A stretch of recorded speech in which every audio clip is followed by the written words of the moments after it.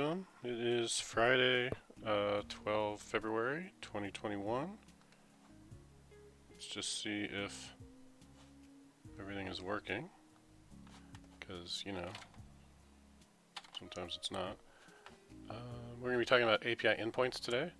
This week, about 5 days ago, I merged in a big breaking change that I want to talk about. So we'll get to that in a minute.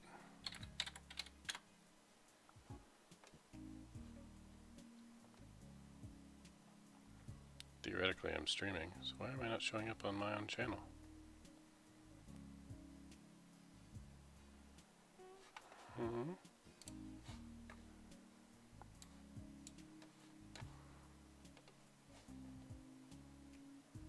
Ooh, my upstream is terrible. What can I do about that?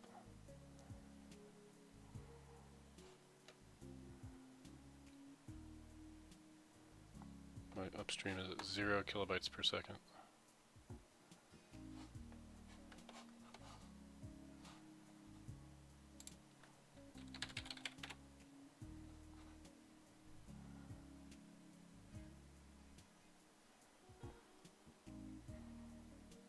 My last few streams have had awful internet.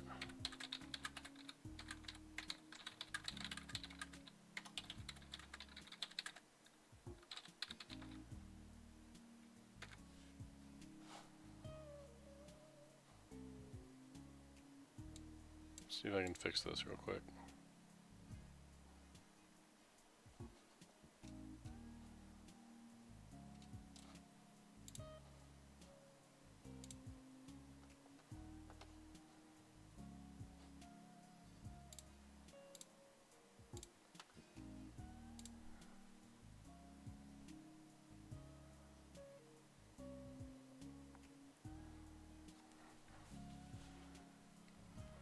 I may have to abort this whole thing if I can't get to better. My bytes per second are like hovering at 0,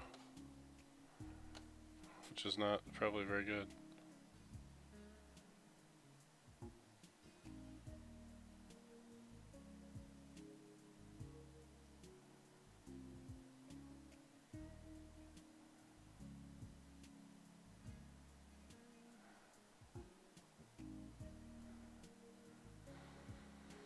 Alright, let's see if that helps at all.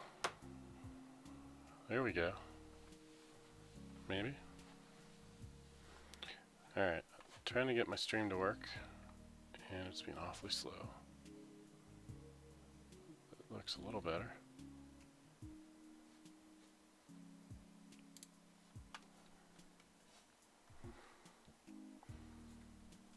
Let's see.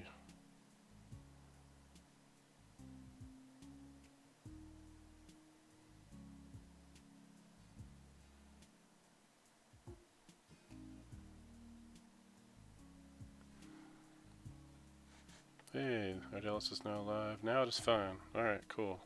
So whatever I did fixed it. Yeah, now I'm able to upstream just fine. So something on my network was killing my upstream. I don't know what.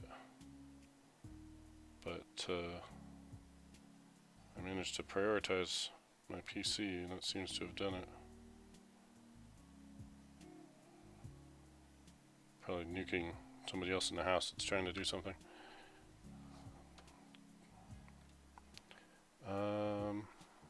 Alright, so let's pretend that didn't happen, and we've got a stream that's working, and let's go from there. So let me get my chat up here. Shady says it's better, so that's good. Thank you. Got a project here, API Endpoints.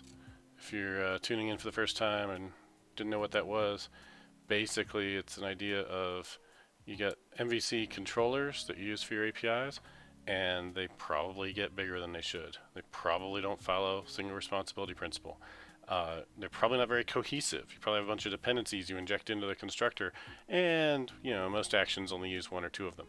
So the idea here is that we're going to apply the same thing that you get with Razor pages, if you've ever used those, and we're going to have Razor pages basically lets you focus on a single page and maybe one or possibly at most like two actions that go with it, like a get and a post typically. Shady's saying the messages are still coming through slow. I can't tell that, and if they are, that shouldn't be because of me, because the messages don't go through my machine. So messages aren't my machine, we'll say. But that showed up pretty quick on my screen at least. So that looks like those are working. Alright, back to endpoints. So Razor Pages let you take your view-based MVC stuff and split it up into a whole bunch of pages that have a code behind with them that basically is the action that you would have had if you're using a controller and a view. And it makes it much easier to find your code, because in a Razor Pages based solution you're not having to jump around between I've got my controllers, and then down here I've got my view models, and down here I've got my view, and inside views I've got controller based folder names, and then there I finally have the view. Like on a big solution you end up spending half your time just navigating around trying to find these things. Not literally, of course, but it's a friction point, and it gets worse the bigger the app gets. With Razor Pages, all you need to know to build a Razor Page is that Razor Page and its page model that's like literally stored with it in the file system. So API endpoints kind of work the same way. If we look at the current code here in Solution Explorer, let me just bump the font up for a sec, so I know some of you might appreciate that. Where's fonts? Fonts and colors. Apologies. Let's go with 16. That'll be better. All right. So now you should be able to see this pretty well. All these endpoints is a base class that inherits from controller base. All right. So if we scroll down here to the bottom, you see this is inheriting from controller base that ships with ASP.NET Core MVC. So they're not some totally new framework. Everything that works with controllers works with endpoints. Okay, so filters, model binding, model validation, routing, all that stuff works the same. But in your app now, when you have endpoints, instead of having, say, for managing authors as a data type that you maybe want to expose a set of endpoints for, instead of having a controller for that, like an author's controller, you could create these individual endpoints. And so let's say for creating an author, right, I want to have just this one endpoint that all it needs to know about is how to create an author. It's just this code right here. And it takes in a certain object, this command, and it returns back some result. Maybe that result is the author, or maybe it's just a success result or an ID, whatever it is. But those things can be attached right here to the endpoint. So the commands and the responses or results that you get back are all in one place. So you've got this request endpoint result or response patterns. It's like REPR, Reaper, instead of MVC that you would use. And what this does is it makes it so that you're going to have very small bits of code, right? This endpoint should fit on one screen. Look, even a 16-point font, this all fits on my screen. And then these commands are fairly simple too, right? They're pretty much just DTOs. So, they should not be huge in most cases. They shouldn't have any behavior. They're just going to describe the data that's going to go over the wire one way or the other. All right, so when we look at these endpoints, and I'm showing you code that's a little bit out of date now, you can see that you've got a few different options for base endpoints. You've got a base endpoint that takes in some request and gives you back a response.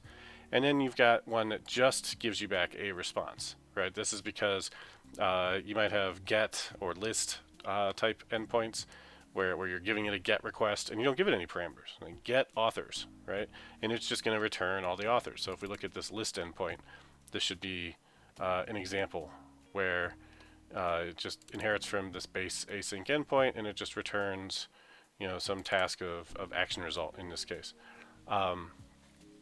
Get by ID is going to take in an integer and return back a separate result. But there are cases where you maybe just want to give back a response. What about the flip side though? If we look at the code one more time down here for base endpoint, you can see there's not an option that only takes in a T request. When might you want that? Well, if you're doing a delete, maybe you don't care about the response, right? The response is either going to be an OK status code or some kind of failure. But you don't need to model that in here, right? You're gonna get that HTTP response anyway. So all you really care about is the request. And so for a delete request, maybe you're passing in like the author ID or something like that. So what do we have here on this one? Well, we're going to pass in an integer and we're going to return back a deleted author result. But that's sort of like, we don't really need to do that, right? This doesn't add any value. The only reason why we're doing it is because we don't have a way to not return a result here. So since we had to declare a type here anyway, we may as well, use it for something and return something. You can see here in the comments, we've described that another option with a delete that's pretty commonplace and follows the REST standard is to just return back no content. And that's what we really kind of want in this case, right? We want to be able to just take in a request and not worry about the return, right? Just return no content. All right, but we're constrained, or I was constrained when I came up with this, because I already had a single parameter generic of base endpoint. And that made it difficult, right? Because I couldn't create, if we do this, let me just show you. Let's just create this other one here, and this is going to be one that just takes a T request, right? Well, this will never compile because these two types, as far as the compiler is concerned, are the same thing, and so it's not going to let me get away with that, even if I fix this, right, and make that a T request so they match. So I could come up with another name for it, and I could say, well, this is actually a base, response only endpoint or whatever, right? But now it's not nearly as intuitive for people to use. Right, they're used to being able to just have base endpoint, base endpoint, base endpoint, and now they're like, oh wait, except for this one. This one's special. Give it some different name. That's not a great design either. So that's why I didn't do that. But there's a solution to this, and it is pretty clever. And so recently we just had a pull request that I accepted a few days ago. So let's go take a look at that. And it's using what they call fluent generics. And it's coming from this blog post that's up here. Let's see if I can copy that. So we'll take a look at that real quick. And this blog post actually is talking like right about the type of thing that we're doing. So this is from November last year. My API endpoints I published like last March, I think, early 2021, or sorry, early 2020. But in this article, I don't know if they were looking at my code or what. I doubt they were, but they came up with a sample that was an endpoint, right? And so like they're literally going through my design stuff, and I didn't see them mention my stuff anywhere. So I'm sure they just happen to use the same idea, because HTTP request response is pretty ubiquitous. But look at that. That looks very familiar, right? So they've got this endpoint, takes a request and a response. Request comes in as a parameter, response comes in on the return type, same. Okay, so then they go through this exercise and they come up to the same problem, that they couldn't generate one that only had a response. And so they said, well, we could do it with names, right? We could do endpoint without response, endpoint without request, but it's a rather ugly design, they say. Yeah, I agree. So what they came up with now are these statics that they added. And the statics give you an abstract class that's with whatever. And so when they say fluent, it's because the final result has reads like a fluent interface to some extent. So when you look at this, it's, I have an endpoint here, and it inherits from a generic of endpoint with request of this type and with response of this type, right? And if it doesn't have one of those, then it's just endpoint with request without a response. Or it's endpoint without a request with a response, right? And so now, putting this on a couple of lines, it reads like this. And you have a sign-in endpoint.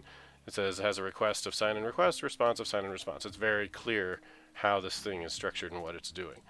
And when you have one that doesn't have one of those, it's pretty obvious as well.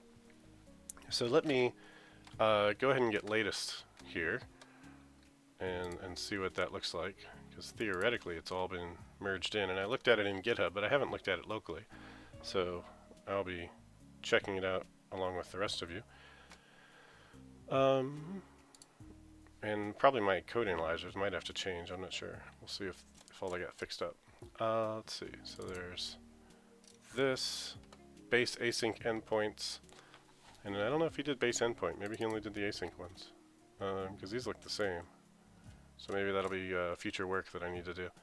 But on the base async endpoint, which is what we mostly ought to be using anyway, we now have this, with request as a static class, with response as a separate endpoint. without response, and then the other two. So this is exactly what was in that blog post.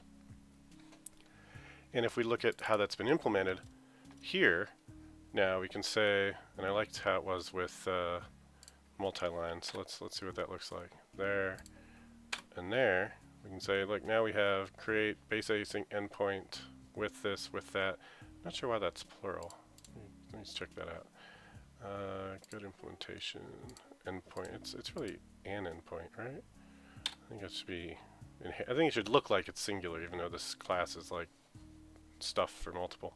All right, so why won't that work? Base async endpoint with request with response cannot derive from static class base async endpoint. Ah, that's why he had to make a different name. Okay. Interesting. How do I get around that? Let's go look at that blog post again. What did he do over here? He said there's my endpoint and my endpoint, but then his thing inherited from endpoint, and we commented out all the interesting bits of these. So, or were they up here? These don't have any base types, so this doesn't help. Alright. So I could make this anything else. This could be some endpoint or whatever. Instead of calling it base async endpoint, I could call this just async endpoint, maybe? Like that. And then this is a separate thing, because here's the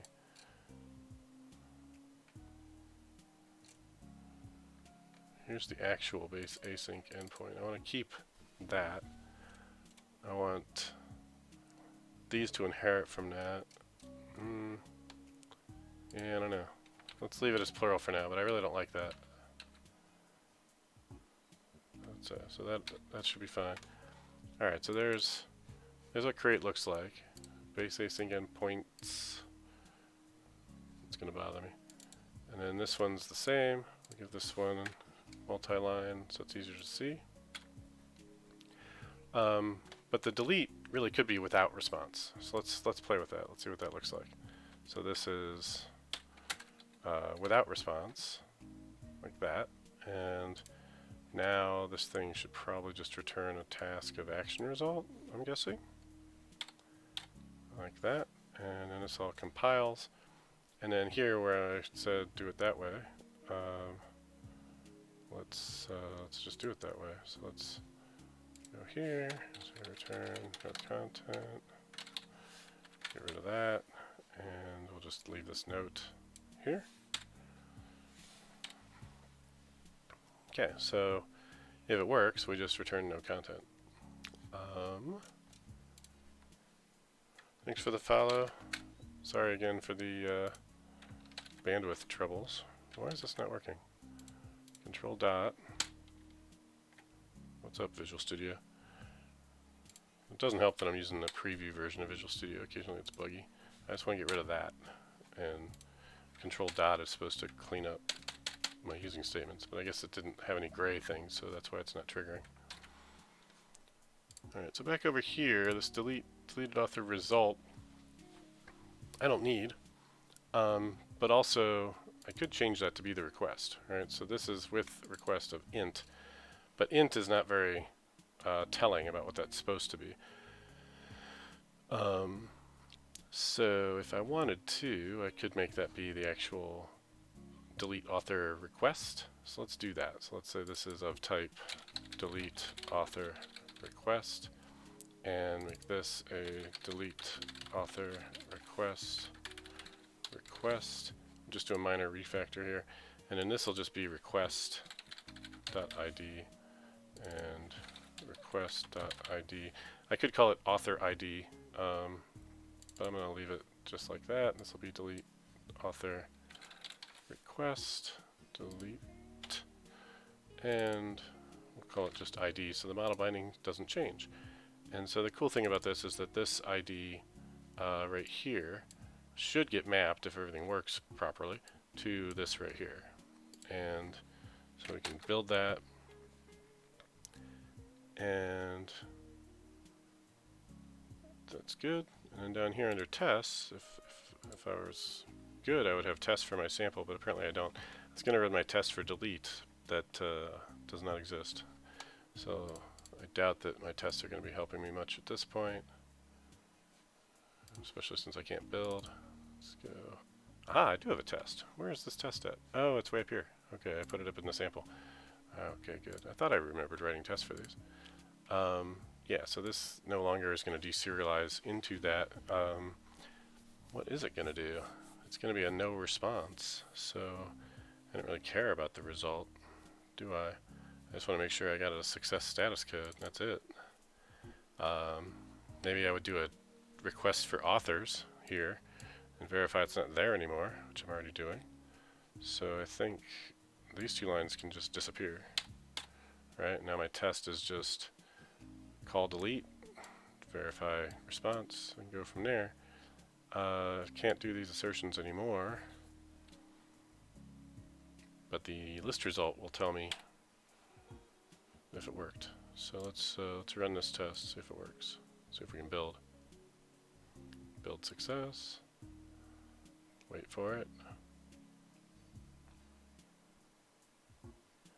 So Shady, what were you asking there? Base endpoint async can be what? Oh, my test failed. Why did my test fail? Response status code does not indicate success. 415. Alright, alright. What does that mean? Problem with this test is I'm doing two different things here, and I bet it's going to be on this one, but let's just find out. So we'll drop a thing here, and we'll do a quick debug.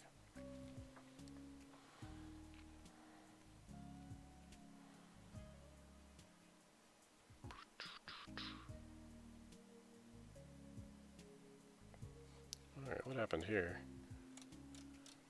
My memory seeding, in-memory seed logic is blowing up. Seems like it still ran to get me here though. So response, what does my response look like? It's 415 unsupported media type. Okay, I've seen that before. Is that because I'm returning that status code? Alright, that's just gonna fail, that's fine. So let's go look at this endpoint. That's my test. This is my endpoint. Let's go here. Unsupported media type, huh?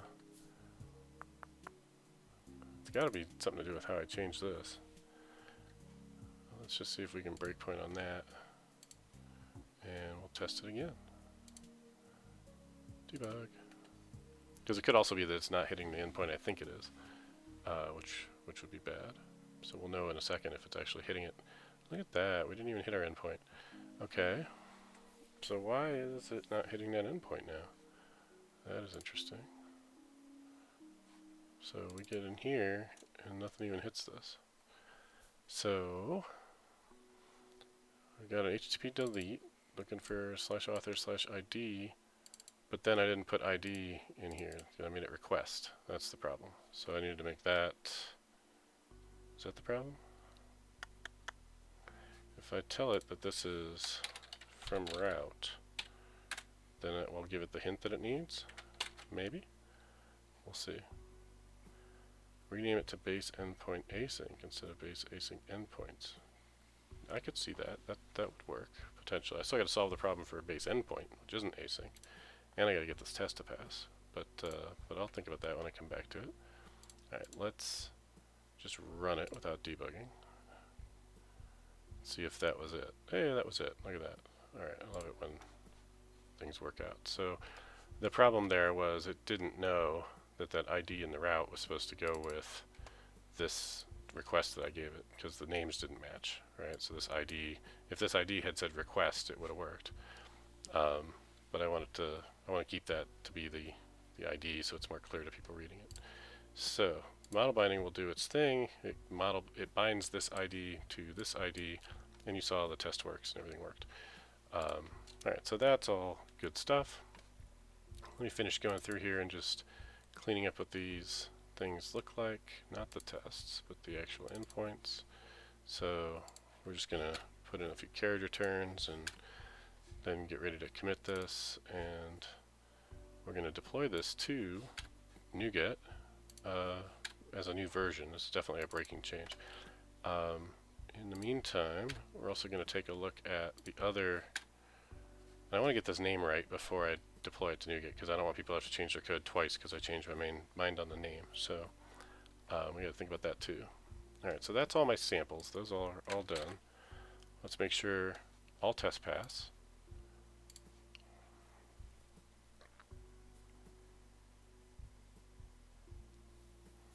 Everything passes. Great. Okay. Let's just close all this stuff and come back in here.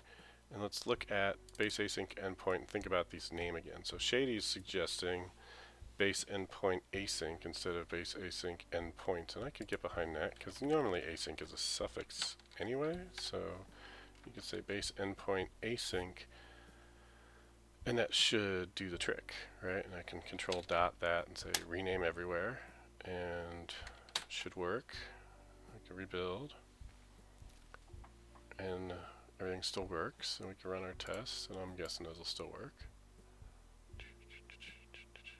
They're pretty fast, so that's pretty painless to run, so that's good.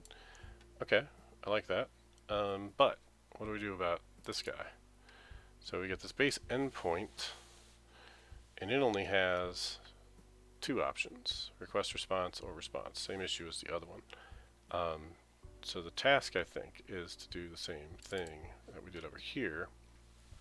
Unfortunately, I don't even have any samples for that one, which maybe is why the person that did that pull request, who's Paul Van Bladel, thank you, Paul. Is Paul here? I don't think Paul's here.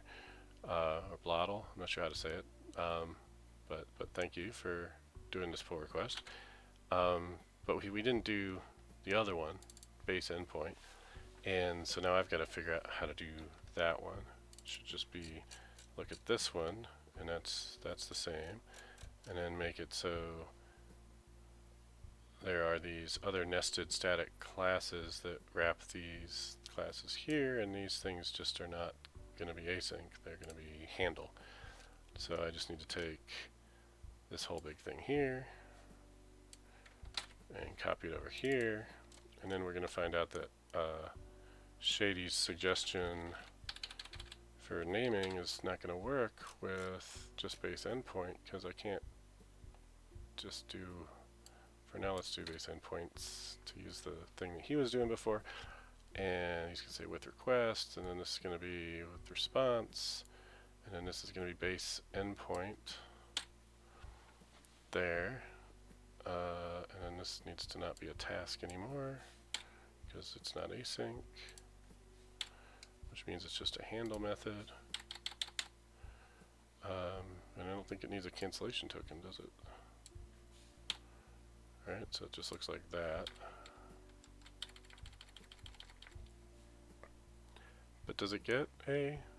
what is the T request? Oh, it's there. Okay, so there's the T request. Alright. And then this one's without a response. So this is just an action result. Base endpoint sync. Yeah, we could do that. It'll be alright. And it'll have a handle. Make it super clear that it's synchronous. I could do that.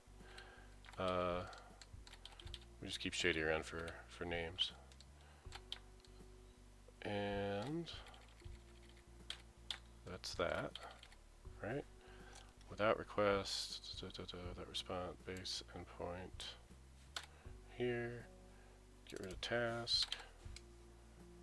Get rid of async. Get rid of cancellation token. Alright, so you are, what are you? Without a request and without a response is going to look like this with just a generic action result. Without, oh no, sorry, this one's with response. Okay. Without a request and without a response, it's going to be just an action result on an empty method. Yeah.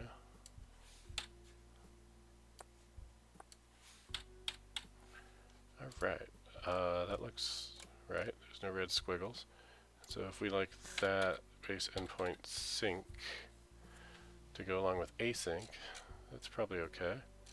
And then these all go away, which will break everybody, sorry, that's been using this library once they upgrade. But it should be pretty clear what they need to do to upgrade.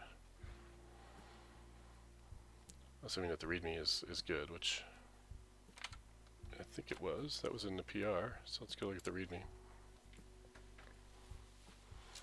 And the README says, da da da da da da da. Okay, here, that's not it. Here is this one, with request, with response, animated screenshots. I guess I need to redo those because those don't show the right thing anymore. It's a problem with videos. Open questions. Have I done anything with those? I need to probably update that. No, I don't. That didn't change. We cannot change the abstract one to be sync. Can we not? Oh, you want that one to be sync. We probably could. And then make it just base endpoint up here on the static one. I mean, we could do that on both, right? So this one can be base endpoint sync, and then this could just be base endpoint like that. Now all these things are wrong, so they all need to be base endpoint sync at that point, right? And this one shouldn't have been async anyway, but there. And then you think we should just follow the same approach on the other one, I suspect, right? Yeah.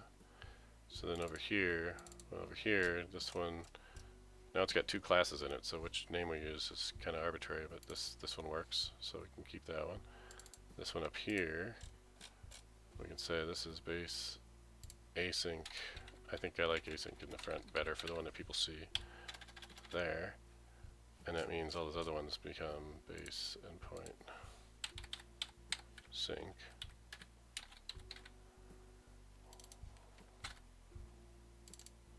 1, 2, 3, and 4.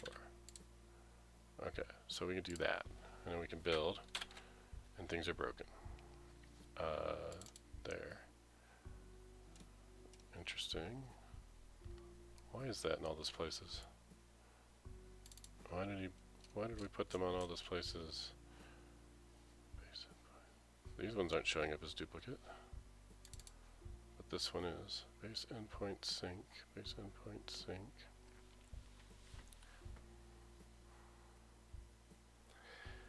Controllers with this when decorated. Duplicate. Okay. Yeah, I mean, I agree it's duplicate. I think we could get rid of it on all these things. Don't need that, don't need that, don't need that, don't need that. It's already there.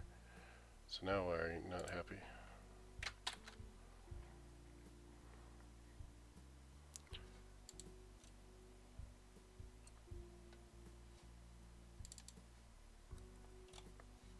These don't need it everywhere either, because the base class already says it's an API controller. Alright, so that fixed it somehow. Which, the only way that would have fixed it is if I've screwed up something here. These are async, and here these are sync. That's my problem. That should have been async. That's my problem, right? Because this one, base endpoint sync. Yeah, I screwed that up when I renamed it. Alright, so that's my base type, and these things should all be that one.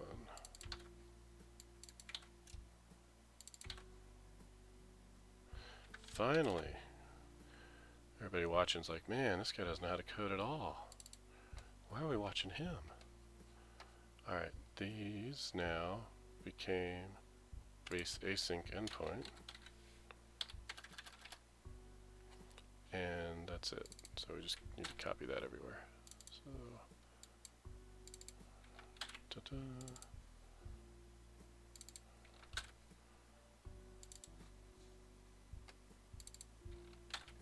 This guy just copy-paste code everywhere.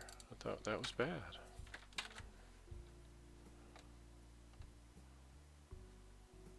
Alright, hey, it built. Let's see if the test pass. Alright, tests are good.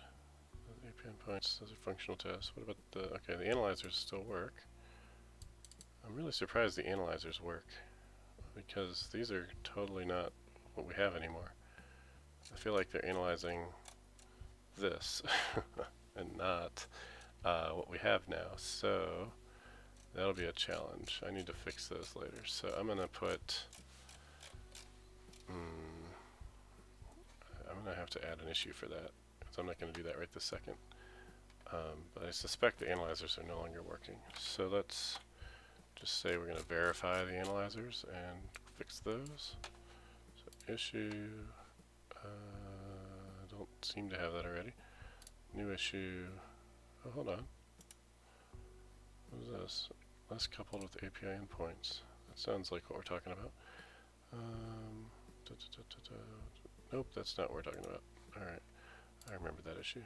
So this is verify and fix code analyzers and tests to support new fluent generic base type declaration. There we go.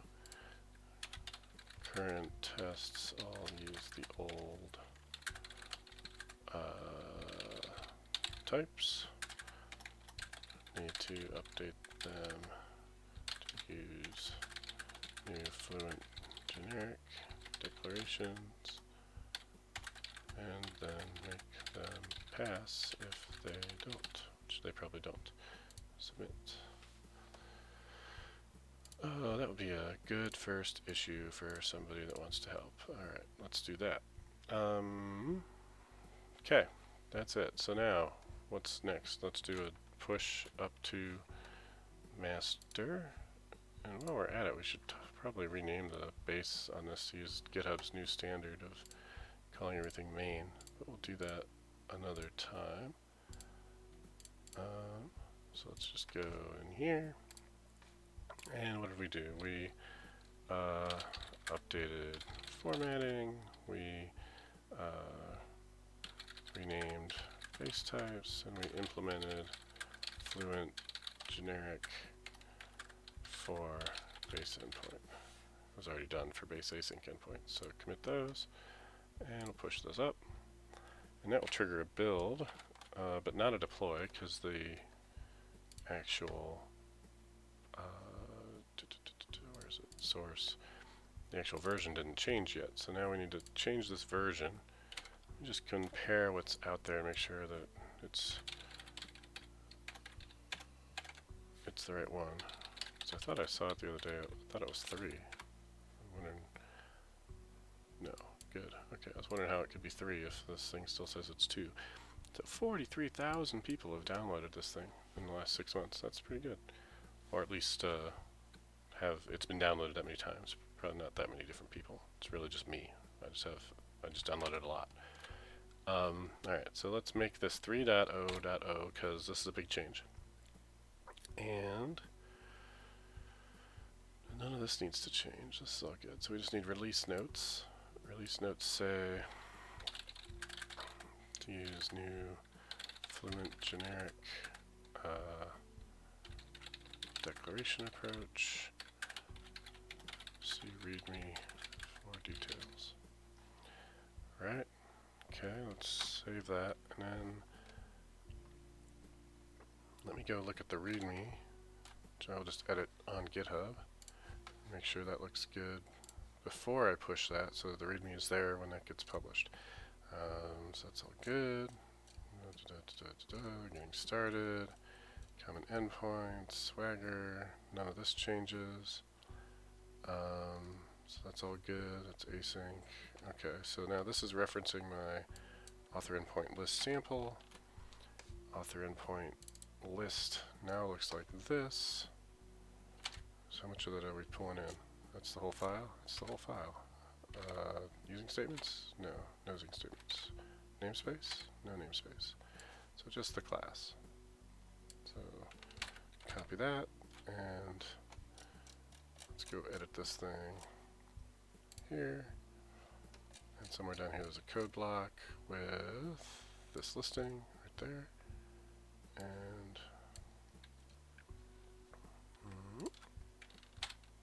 paste that in.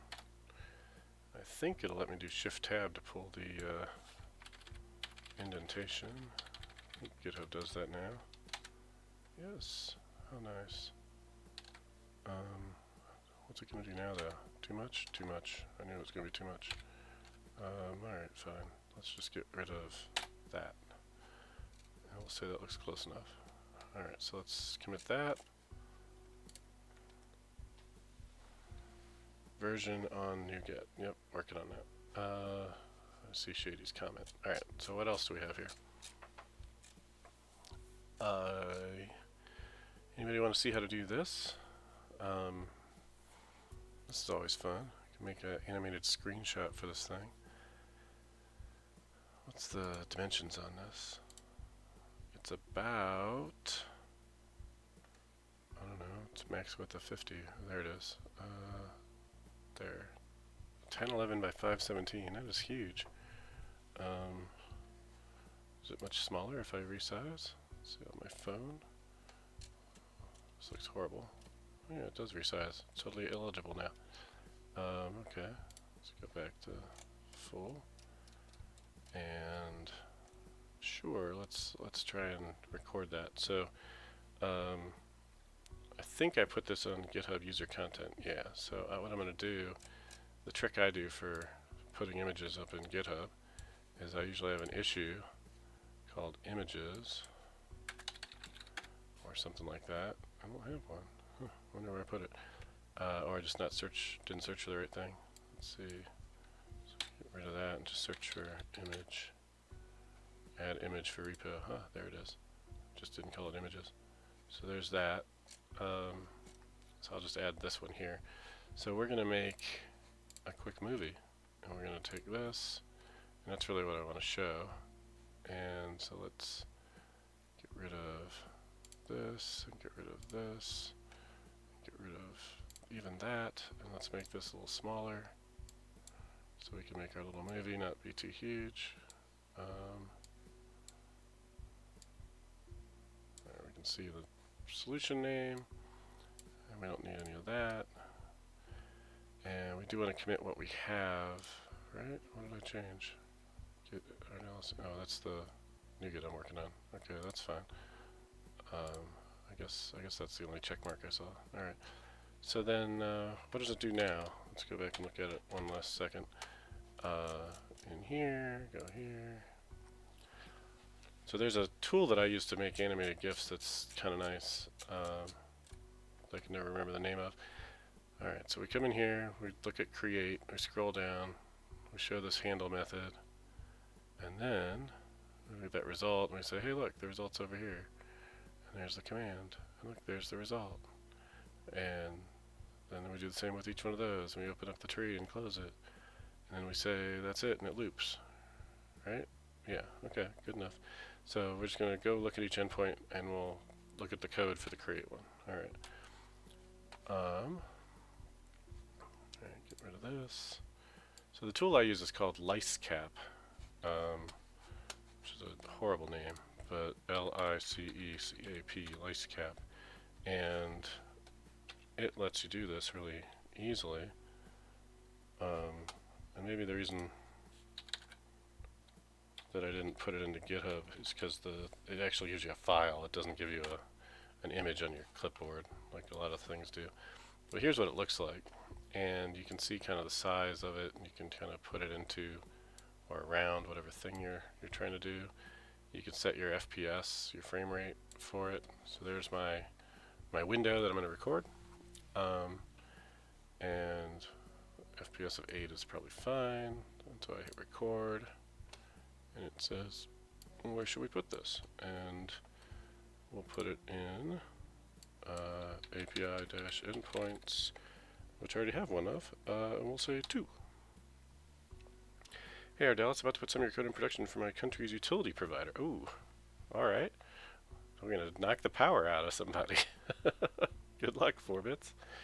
That should be exciting. Alright, so as soon as I hit save on this image, it starts recording. Alright, I don't necessarily like that feature of this tool, but otherwise it works pretty well. So I'm I'm going to just record this and real quickly do what I did before, but with the updated syntax. So we hit save. It doesn't record sound, so I can say whatever I want. So we hit save, we come up here, we say, look, we're in the sample app. Here's our author endpoints. We can expand that and look at the create method, and here it is. And so you just have a create method with a request and a response, and then here's the actual endpoint right here to handle stuff. Looks great. Look, there's this result. Look, there's this command. Ooh, they're right here. There's the command. There's the result. You can close it. Here's the delete. It has its own thing. It has its own thing. It has its own things. Ooh, isn't that great? And then we're done. Alright, so that created my image. Now I just need to get the image back up to GitHub. So 4 bits. It's just for ordering jobs and tracking the orders. So okay, well that's better. Whew. Not that I have any questions about any of my code ever. It's all perfect all the time.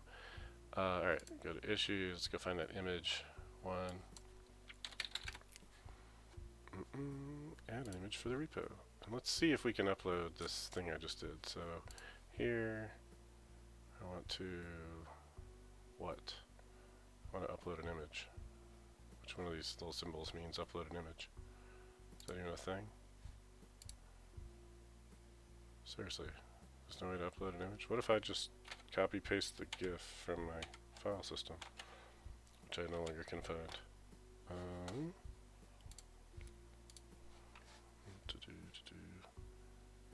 Pictures.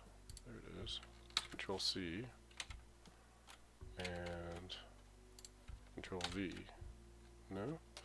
Attach files by dragging and dropping them. Alright, fine. Drag there. That worked. Cool. Alright. Too easy. How big is this thing? 2.9 megabytes.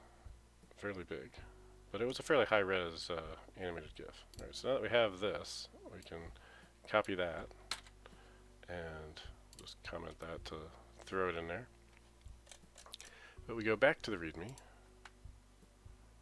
We edit the README. And we go find our animated GIF, which was here. And we say, actually, use this one. And it works fine. And then we'll save that. Alright, so now this is up to date. We got our new Fluent generics right here.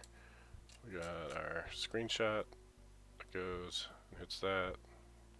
Click on it, and it shows it right there. Good. Alright.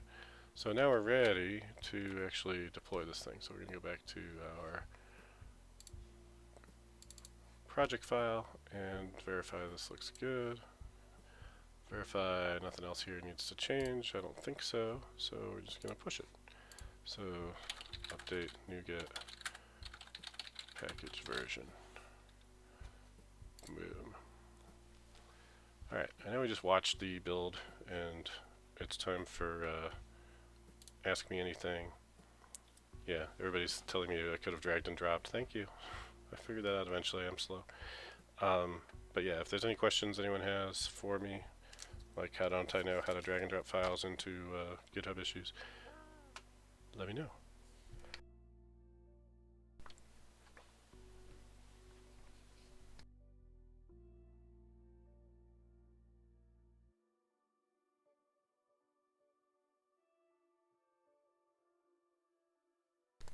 Meanwhile, we should have a GitHub action triggering here. That's what I'm hoping is the case anyway.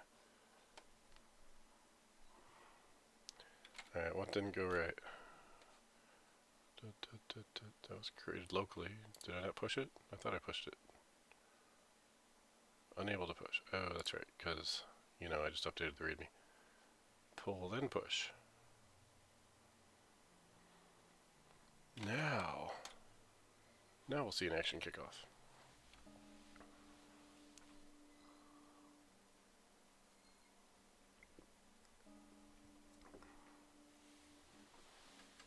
Alright, now these typically only take about a minute or less, so the publish one actually is faster than the build, which is interesting. I think the publish does a build too, so I don't know why it's so fast.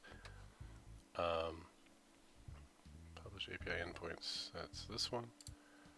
So this is going to be like done in no time, because it's going to fail. Why did it fail? Oh, you know what? I got an email literally today that my API key expired. Hang on one sec.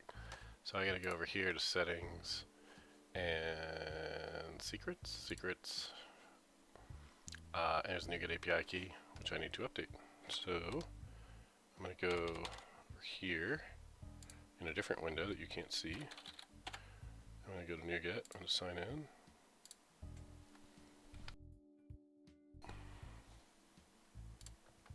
And I'm going to create a new key.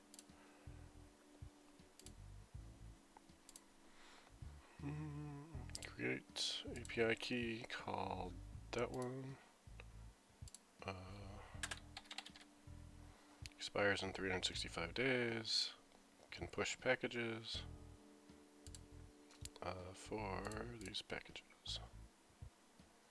Sounds great. Create. I have a key. I can copy it.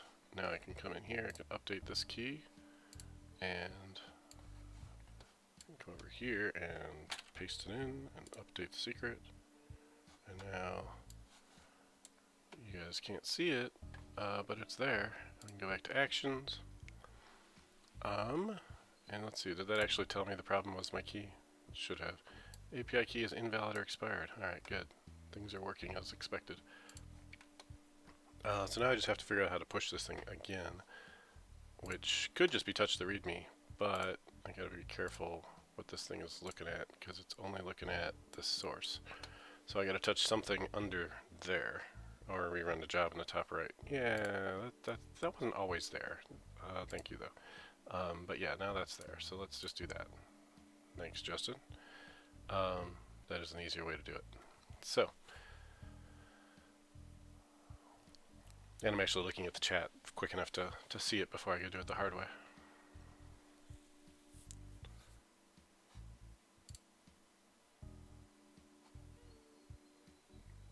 Yeah, I don't believe the setup.net thing is so fast. I guess because 3.1 is already installed, it's just a no-op. It's the newer ones I've been doing that have to install 5.0.100 that takes like 2 minutes just to install .net. And let's do that. Let's publish. That worked. Alright. So now, if you go out here and you refresh, it shows this for me. If you go out here, you probably won't see this. But this will last for a few seconds. And then it will show up in the listing. So this usually takes about a minute or so for this validating thing to take place, and then it shows up for everybody. And when it shows up for everybody, it also shows up in our solutions. So in NuGet Package Manager. So let's go look at a solution. So let's actually keep this one open just in case we need to do anything.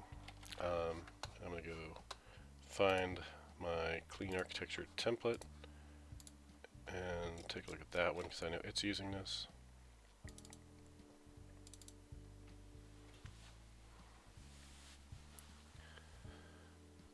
And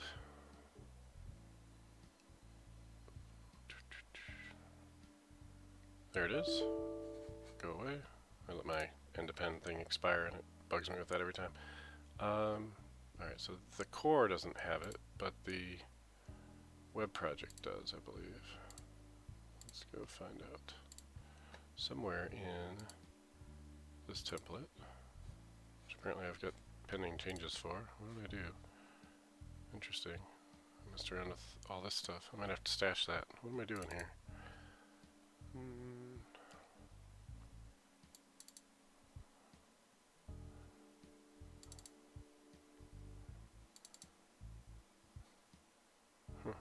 Oh, I was talking about restructuring this into an aggregate. That's what I was doing. Do I want to commit that? I don't know. Everything still works the same way it did before. But what did I do here? That was just some notes. So that I can definitely get rid of. Undo that. Matter of fact, none of this stuff do I necessarily want to keep. Yeah, I don't need to keep any of that.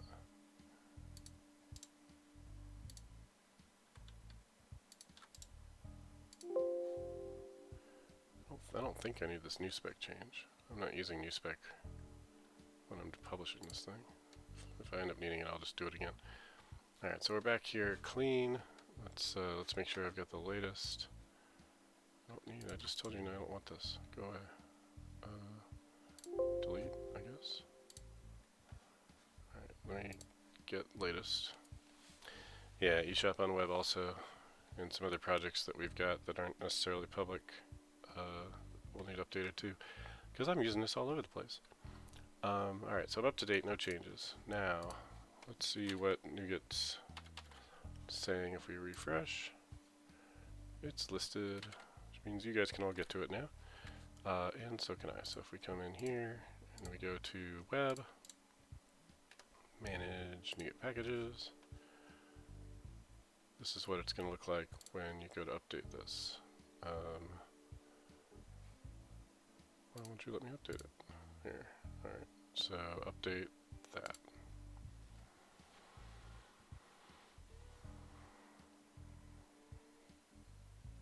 And what are we, like an hour in on this stream? So if I make a note that we talk about how to do updates about an hour in, that'll be about right. Okay, I may as well update the rest of this stuff too, right?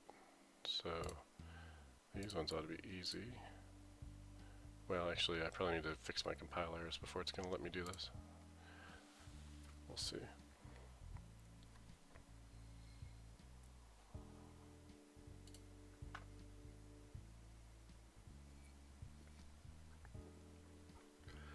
Yeah, thank you. It would have, Justin's pointing out, if I was in the right tab up here, it would have shown me the update instead of my current. Alright, Swashbuckle is a point release, but I don't think they broke anything, so that should be easy. And then, this should not build, because we definitely broke how endpoints work, so there's my fail. Okay, good. So this should tell us what needs to change. And it's here. And I think we kept base async endpoint dot with request of new item request enter dot with response of to do item response, and that should be all you have to change, right? That should be pretty easy if you're updating. So go to our error list and delete is next. It's going to be the same for each one of these, right? And again, delete doesn't necessarily need to have a response, so we could show how to do one without a response. So base async endpoint dot with request of int dot without response, let's say. Alright, and if we do without response, that means this changes to not have that. And return no content, that's all it was doing anyway, so good. And so it really was just a wasted response type, which I don't even know where that type is. It should have been chained off of here, but where did I put it? Up under API models or something? What did it say before? To do item response. Alright, where are you? Oh, you're off get by ID. I see. I was returning the thing. Yeah, that was a stupid thing to return anyway, so this is just better without that. Alright. I still would consider getting rid of this int and using an actual request type, but this works. Okay, what else? In here, same deal. This with request of int, with response of that, and we should be done. List is just with a response, so this is dot without request, which we haven't seen before, and dot with response of that. Okay, and then it works. Alright, and then lastly this one with request of that,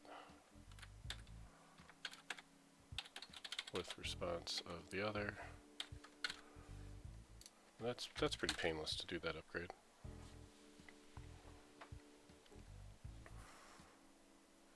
Alright. Conflicts of different versions of EF core. Well, fine, let's fix that. So, manage all the things. Consolidate. 503 everywhere.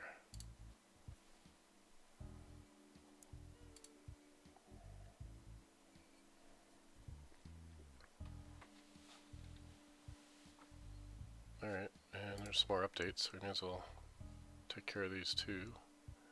All my things.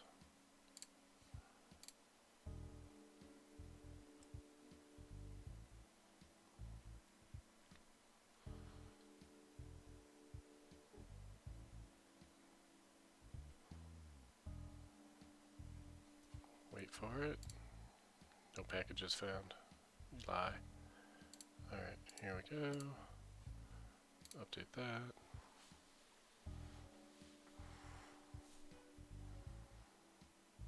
All these 500s went up to 503. A couple of bugs they must have found in the last few months since 5 shipped.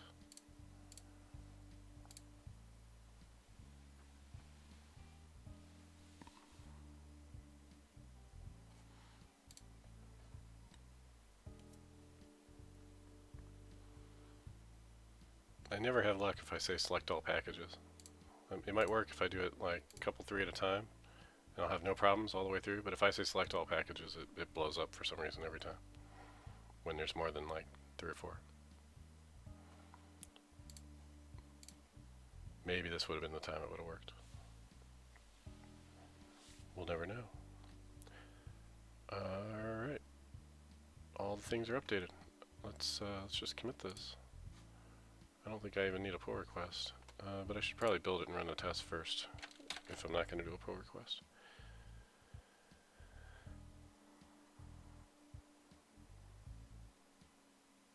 It builds, and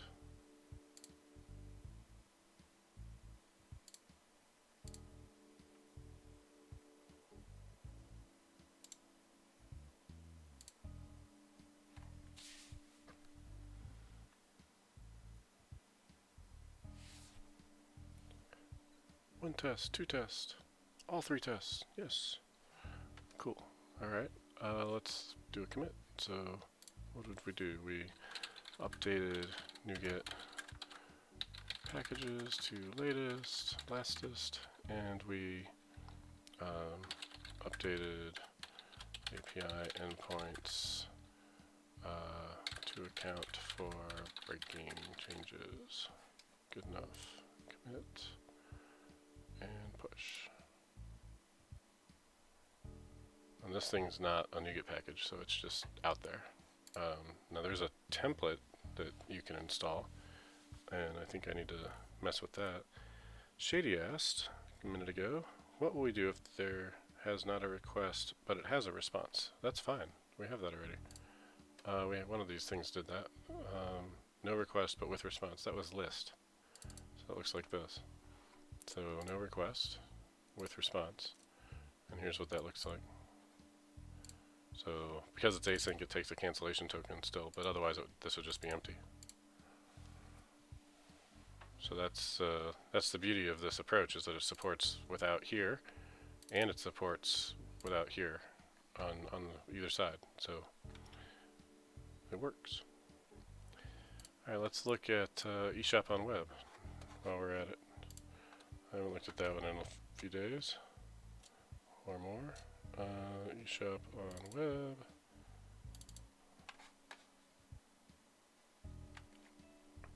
At some point my computer's gonna run out of memory, and there went my 1 hour.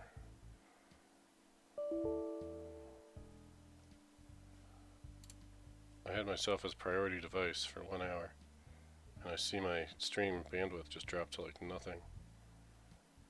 So you guys are all going to complain about my bandwidth in a minute.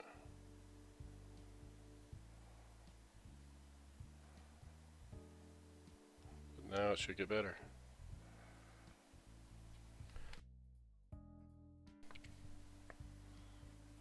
Right? There we go. Hey Tony, how's it going? Apologies if the bandwidth was horrible for a minute there. It should be better again now. Maybe. Hopefully.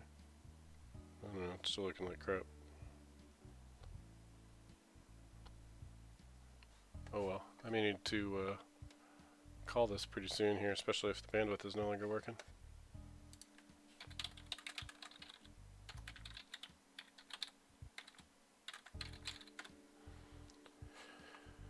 Alright, all we're doing for this one is looking at this public API, manage NuGet packages,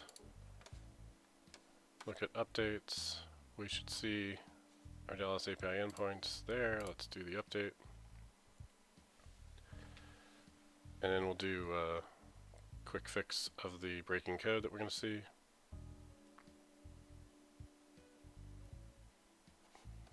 Man, why is it using up all my bandwidth?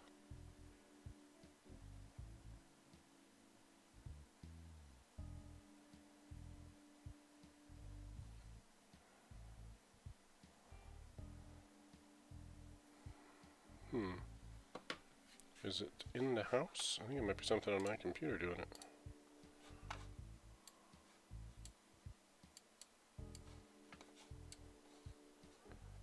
Network.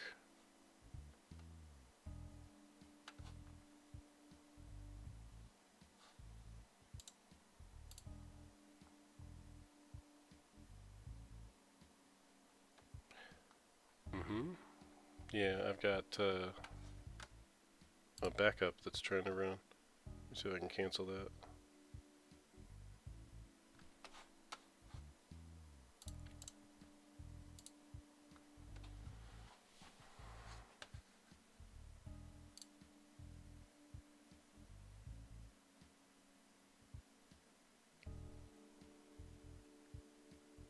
That shouldn't be happening right now anyway. Where is that?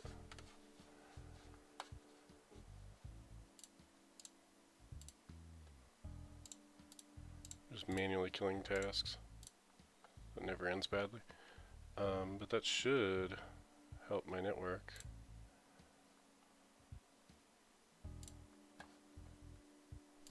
Alright. So it was way up here, and now it's way down here. But my streaming is still crawling.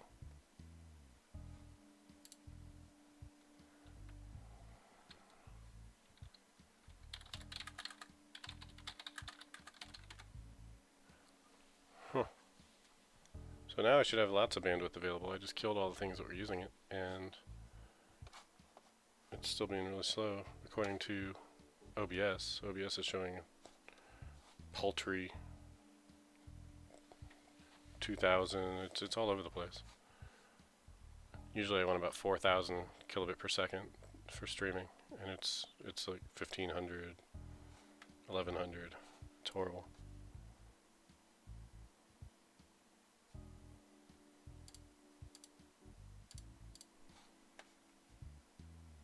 Here's the status, right? Bit rate is 1,400. It's not good. But I don't know why. It's got all the bandwidth it needs now. Before this was up there like 10 megabit per second, and now it's tiny. Anyway. I'm going to try and fix up these couple of API endpoints here, and I think that's going to be enough for today because I got some other things I need to work on. So let's go do basically the same thing we did before. So we're going to come in here. We got this base async endpoint. We're going to say with and let IntelliSense help us out, maybe? I did update it.